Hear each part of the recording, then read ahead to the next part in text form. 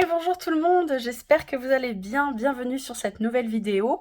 On va faire un tirage général des énergies pour cette nouvelle semaine qui commence, donc la semaine du 19 au 25 septembre. Semaine de changement, puisque l'on change de signe. Nous allons passer de l'énergie de la Vierge à l'énergie de la Balance. Mais aussi changement de saison, nous allons passer de l'été à l'automne. Oui, l'automne ne commence pas début septembre, mais maintenant mi-septembre, le 21, si je dis pas de bêtises. Donc voilà, on change d'énergie. Hein. J'ai l'impression d'avoir une espèce de bouffée d'air frais avec cette énergie de la Balance, dans le sens où la Vierge, on sait que voilà, que c'est une énergie assez... voilà, qui a besoin de mettre les choses en ordre, qui a besoin de mettre les choses en place, c'est la rentrée, c'est... Voilà, il y a toutes ces choses à un petit peu organiser. Après la Balance, on aura le Scorpion. Lui, il aime bien aller gratter, il aime bien aller dans les transformations profondes. Du coup, j'ai l'impression que la Balance, avec l'énergie en plus de l'air, voilà, c'est un petit peu... On en profite pour un peu respirer. C'est... Ouais, c'est un petit peu de légèreté. Hein. Elle est gouvernée quand même par Vénus, la Balance, n'oublions pas. Autant le Taureau va être aussi gouverné par Vénus, va être plus dans une recherche, j'ai l'impression, de sécurité avec Vénus. Hein. Il va aimer ce qui est beau, mais parce que voilà, il va avoir ce sentiment de sécurité, des choses confortables, des choses qui le mettent bien, qui font que son âme se sente en sécurité. Autant j'ai l'impression que la Balance a quelque chose de beaucoup plus...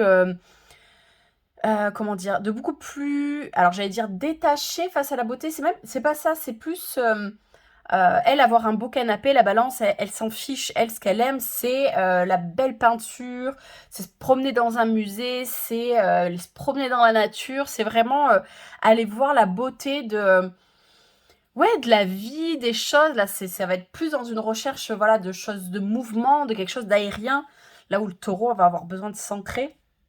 Donc voilà, ça va être tous ces moments. Là, on passe à l'automne en plus. La température baisse un peu. On a les feuilles qui changent. Voilà, on a ce... Je trouve qu'on a ce rapport un peu à la beauté là qui vient prendre sa place avec la Balance. Donc voilà, bienvenue les Balances. On va passer à vous cette semaine. Allez, on va aller voir dans un premier temps l'énergie principale, la météo. Pour cette semaine, qu'est-ce qu'on a en énergie générale? Allez. La femme, ok. La femme, dans le petit Lenormand, parle d'une énergie féminine, parle souvent de l'énergie du consultant, de la consultante, parle de l'énergie de la personne qui vient poser la question. Cette semaine, j'ai l'impression, du coup, on se met au centre de sa vie, on cherche des réponses pour soi, on cherche à comprendre pour soi, on pense à soi.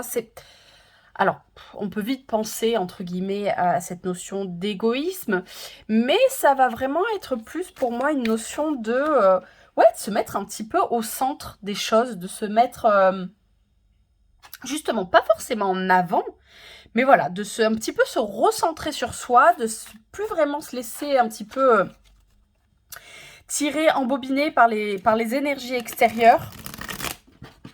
Là, il va être important de se connecter à soi et de se mettre vraiment au centre de nos choix, de nos envies, de ce à quoi on aspire, de vraiment repenser. Et moi, qu'est-ce que je veux dans tout ça? Voilà. Allez, on va aller voir un petit peu plus en profondeur avec le tarot. Vous allez voir, j'ai choisi un tarot qui est magnifique, je trouve, avec les énergies qui se prêtent bien pour les énergies de l'automne. Allez, on va aller tirer 4 cartes. Oula! Allez, l'énergie en début de semaine. Le potentiel positif. Le challenge, ce qu'il y aura à dépasser. Et l'énergie en fin de semaine. Voilà. Allez. Alors, en ce début de semaine, on est dans quelle énergie? Vous êtes dans quelle énergie? L'As de coupe. Bon, ben voilà, ça me confirme un petit peu cette énergie-là que j'avais avec la femme. Pour moi, l'As de coupe, c'est ça. On se recentre, on pense à soi, on pense à ses aspirations, on se projette.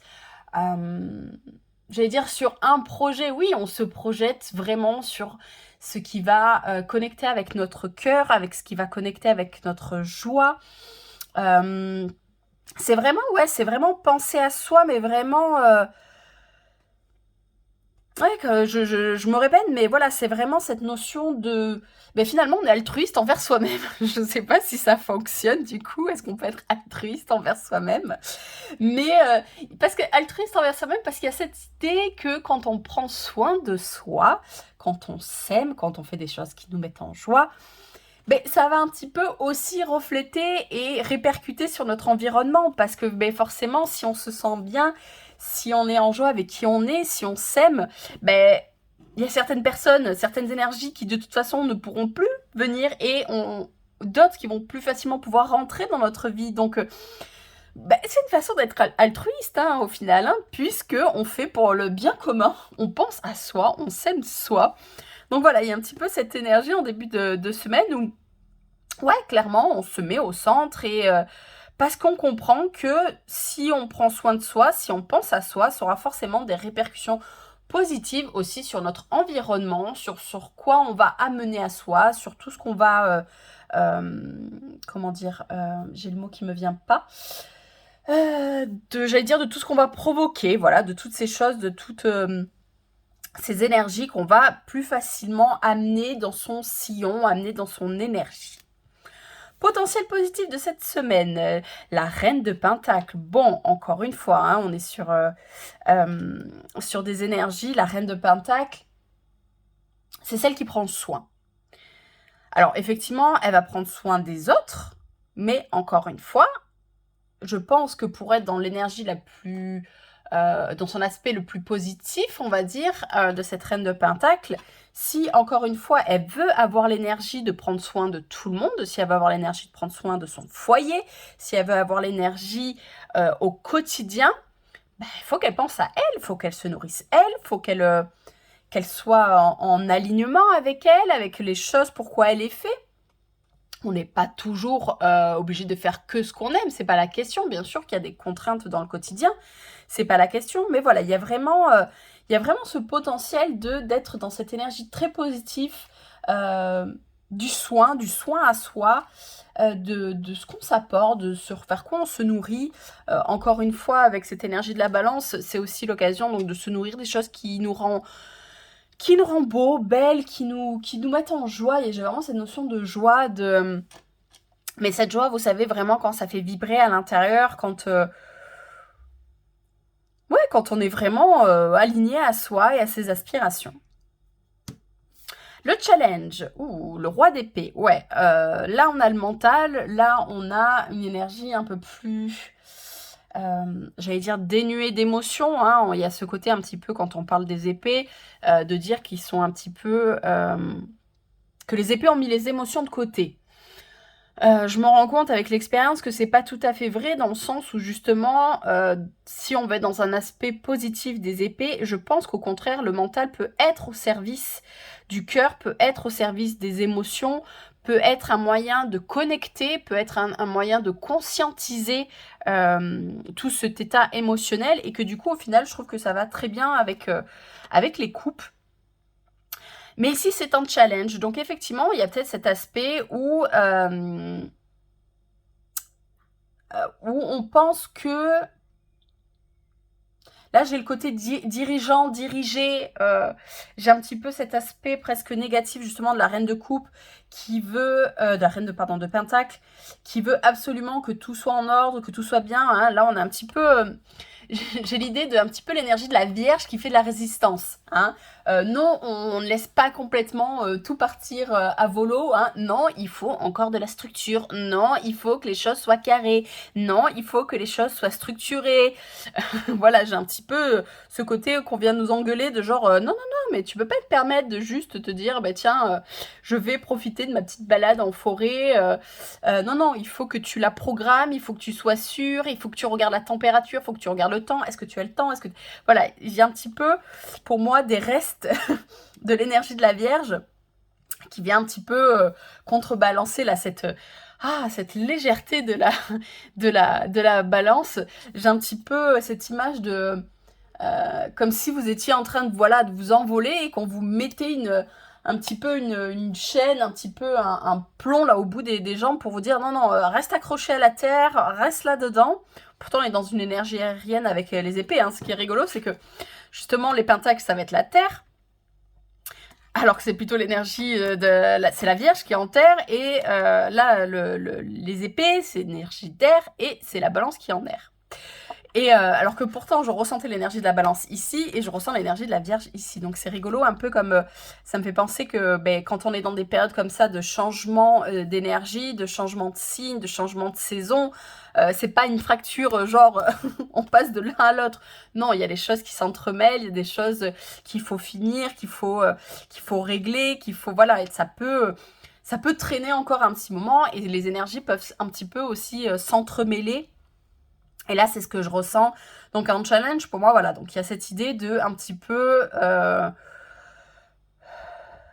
voilà, de ne pas rester coincé dans l'énergie de la Vierge, de ne pas rester coincé dans l'énergie de non, il faut que les choses soient absolument carrées pour que ça m'apporte quelque chose. Voilà, d'un petit peu se redonner un petit peu de liberté, d'un petit peu aller se désentraver. Et peut-être qu'il vient malgré tout nous rappeler que ça n'empêche pas aussi de garder les pieds sur terre, de quand même faire face à une certaine réalité de la vie, une certaine réalité des choses qui nous entourent. Donc voilà, il vient. Peut-être que ce roi est aussi un petit peu là pour effectivement remettre aussi un petit peu de structure qui peut être très positif aussi.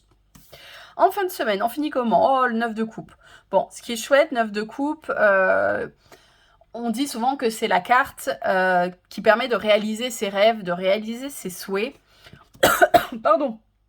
Oh excusez-moi, j'ai avalé par le mauvais trou. Allez, je reprends mes esprits. Ce qui est super intéressant dans cette progression de la semaine, c'est que voilà, on parle de cette énergie d'as, de cette énergie de un petit peu de Saint Graal, de coupe unique, de voilà, c'est... Je mets un petit peu presque tous mes œufs dans le même panier. Et on finit vers le 9, où là, il y a une vraie ouverture, en fait, aux possibilités, aux choses. Justement, j'ai l'impression que si on travaille sur ce potentiel et sur ce challenge, il y a la possibilité de se dire aussi de ne pas complètement se mettre la pression. J'ai l'impression que ce 9 de coupe, il permet aussi d'un petit peu... s'ouvrir aux possibilités, s'ouvrir au fait que la vie, c'est pas toujours ce qu'on souhaite, que la vie, voilà, il y aura des hauts, il y aura des bas, il y aura des choses à structurer, il y aura des choses qui seront plus fluides. Et il y a un petit peu, comme je disais, cette idée que pour moi, avec ce 9 de coupe, en fait, j'ai une espèce d'ambivalence là depuis tout à l'heure, parce que ce que j'ai envie de dire, c'est pas pareil avec ce que j'entends dans ma tête. Donc c'est un peu compliqué à mettre en place, à mettre en ordre justement. Parce que j'ai un petit peu ce clash entre, comme tout à l'heure, solitude et altruisme. Parce que le 9 de coupe, malgré tout, quand on regarde sur une représentation plus classique, type Rider-Waite, le 9 de coupe, c'est l'autosatisfaction, mais faire attention de ne pas être aussi dans l'apparence. Je m'explique. Le 9 de coupe, il y a un petit peu cette idée de, pour moi en tout cas, je vais montrer certaines de mes réussites, je vais montrer certaines choses que j'ai accomplies, mais un petit peu comme une façade.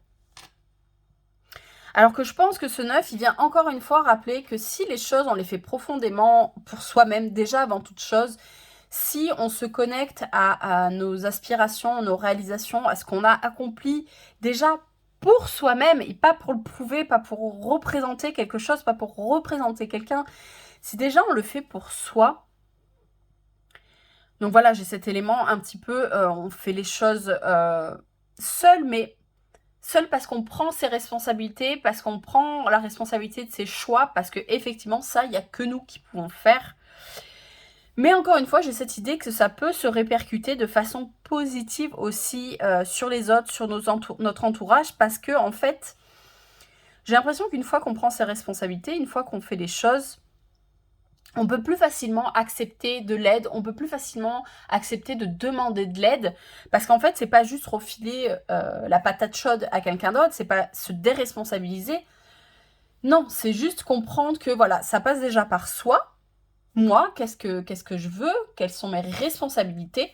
Et à ce moment-là, on peut faire entrer l'autre dans, dans sa vie et dans sa construction de soi-même. Et que l'indépendance, ce n'est pas forcément de faire les choses tout seul, toute seule. L'indépendance, c'est déjà prendre ses responsabilités pour pouvoir ensuite avancer soit seul, mais pouvoir aussi avancer à plusieurs. Donc voilà, je dirais donc pour cette fin de semaine, voilà, on peut-être qu'on se pose la question, peut-être qu'on chemine sur ces notions d'être indépendant, sur ces notions de qu'est-ce que l'égoïsme, qu'est-ce que c'est le self-love, qu'est-ce que c'est de prendre soin de soi, et de justement comprendre que l'autre fait aussi partie de ce cheminement et que pourquoi ça sort pas? Nous faisons partie d'un tout. Allez, on va aller voir quelques domaines en détail. Pour cette semaine du 19 au 25 septembre, allez, ça fait trop de cartes. Hein, vous avez vu au niveau des couleurs comme elles sont belles. Moi, je trouve qu'elles vont vraiment, vraiment bien avec l'automne. Celle-ci, c'est super. Allez, on va aller voir au niveau professionnel, au niveau perso et au niveau amoureux. Alors, au niveau pro, 4 de Pentacle. 4 de Pentacle. Il y a des choses qu'on ne veut pas lâcher au niveau pro. J'ai un petit peu cette idée de... on fait les réserves avant l'hiver. Mais ce qui est très bien. Hein. Donc là, j'ai l'impression avec ce 4 de Pentacle qu'au niveau professionnel, on est dans du... J'allais dire du prévisionnel. Voilà, on prévoit un petit peu ce qui va se passer.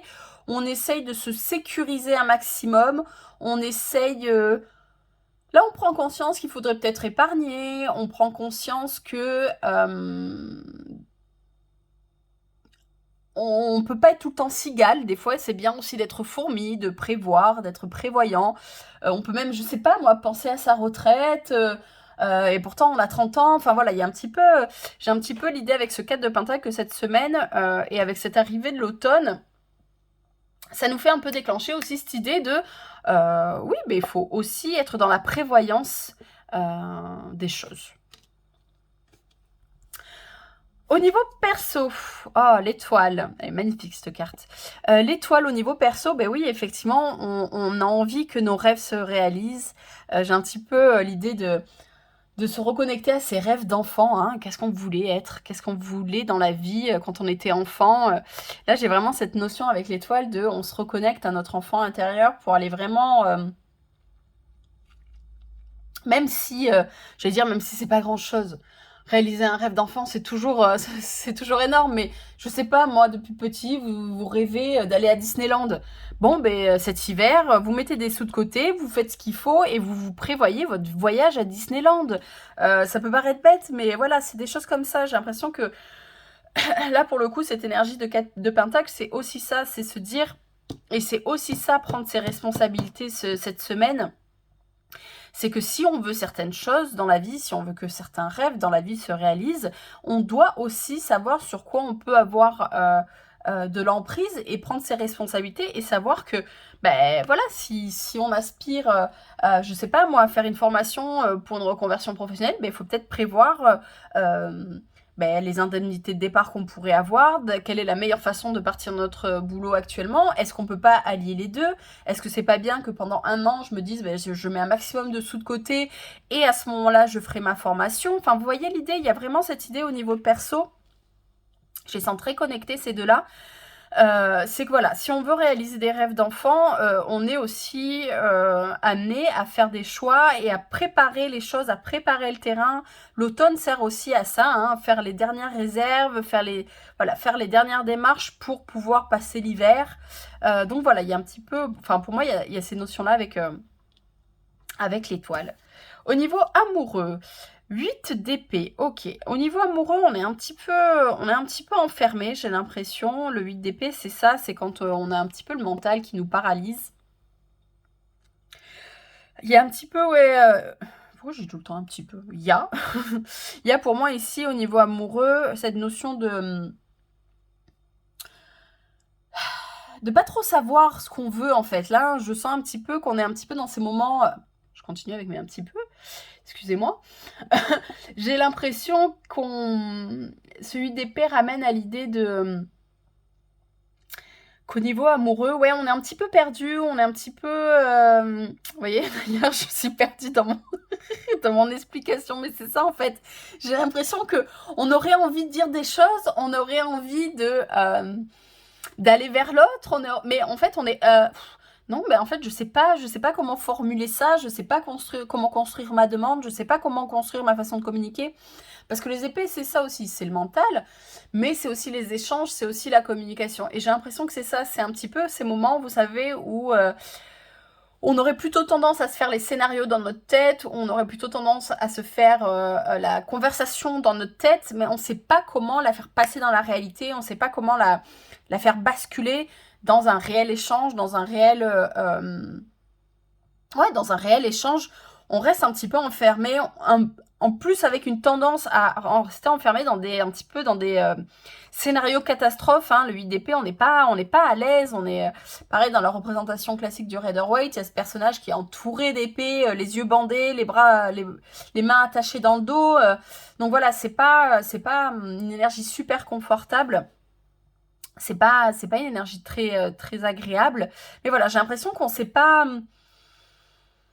On ne sait pas comment s'en sortir. J'ai l'impression que c'est peut-être une situation qu'on a laissé un petit peu traîner, qu'on soit récemment en couple, ou que ça fasse longtemps, ou qu'on cherche, ou qu'on est bien dans notre célibat, mais voilà, il y a un petit peu cette énergie de quelque chose qui est stagnant, et qu'on ne sait pas comment voilà, sortir du petit hamster dans sa roue, là, où on se fait tous les scénarios possibles, mais qu'au final, on reste là, sans rien faire, et du coup, il n'y a pas grand-chose qui se passe à part dans notre tête, en fait. Donc voilà, il y a un petit peu un cheminement à trouver pour faire passer de ce qu'il y a dans la tête à le communiquer avec l'autre, tout simplement. Donc voilà pour le tarot, ce qu'il pouvait nous raconter pour cette semaine. Toujours pareil, n'hésitez pas à partager, à commenter, à liker, à vous abonner si ça vous plaît, tout ça. J'espère que vous avez eu des messages intéressants. On va finir avec les 3 cartes pour que vous ayez votre petit message de la fin. Non, c'est pas lui, c'est les pierres. Ok. On les écoute, hein, on va pas... Je vais pas me fâcher avec mes oracles. Hein. Si c'est les pierres qui veulent parler, c'est les pierres qui parleront. Il n'y a pas de souci. Allez. Choix numéro 1. Choix numéro 2. Choix numéro 3. Le temps d'une respiration. On inspire. On expire. Choix 1. Choix 2. Choix 3. Et c'est parti. Choix numéro 1. Jaspe rouge. La force la plus saine est celle d'être présent sur Terre, dans l'action juste, avec simplicité et sens pratique, réalité. Choix numéro 2. L'épidolite. Si des idées sombres t'accaparent, je t'aide alors à trouver une lumière intérieure et une meilleure perception de ce qui se trame en toi. Espoir. Choix numéro 3. Chrysocole. Respire et laisse-toi porter par le vent de fraîcheur que j'installe en toi. Accueille tes émotions comme une force, spontanéité. N'hésitez pas, si les messages vous parlent vraiment, à vous connecter à l'énergie de la pierre. Hein, on n'est pas obligé d'avoir la pierre chez soi. On peut, là en plus vous avez l'image, vous pouvez vous la représenter mentalement, vous pouvez penser à son nom, vous pouvez vous connecter à l'énergie de cette pierre sans l'avoir en contact avec vous. L'énergie est partout. Et vous pouvez connecter avec ces pierres, avec le message qu'ils vous apportent. Si ça vous a parlé, ou même, enfin voilà, si vous avez une connexion avec même la pierre, hein, juste la pierre, voilà, celle-ci, le message n'accroche pas forcément, mais je la trouve super belle, elle me parle bien. Bon, tiens, cette semaine, je vais peut-être me concentrer sur l'épidolite, voir un petit peu, vous pouvez faire des recherches, voilà, vous connectez vraiment à l'énergie de cette pierre, voir ce qu'elle peut apporter d'autre. Si ce message, comme je vous dis, vous a pas forcément parlé, peut-être qu'en faisant des recherches sur cette pierre, vous allez vous rendre compte, c'est pour ça en fait qu'elle me parlait, c'est pour ça que j'ai accroché avec la couleur de la pierre, avec le nom, voilà. Ça permet, voilà, de s'apporter des belles énergies pour avancer. Voilà ce que je pouvais vous dire pour cette semaine. J'espère que vous avez eu des messages intéressants. Ben, je vous dis à bientôt et passez une belle semaine. Bye bye.